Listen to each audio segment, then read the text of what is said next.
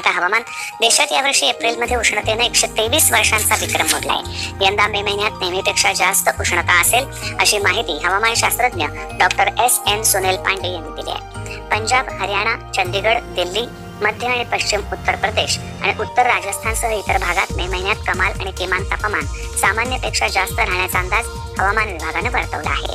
राज्यातही सध्या सर्वत्र तापमानात लक्षणीय वाढ झाली। उन्हाच्या वाढत्या तापमानामुळे नागरिक हैराण झाले। येत्या 2 दिवसात कोकणासह मध्य महाराष्ट्र, मराठवाडा आणि विदर्भात तुरळक ठिकाणी उष्णतेची लाट येण्याचा इशारा हवामान विभागानं दिला आहे। आणि आता तापमान अंश मध्ये मुंबई कमाल 33, किमान 26, नागपूर 40 आणि 21,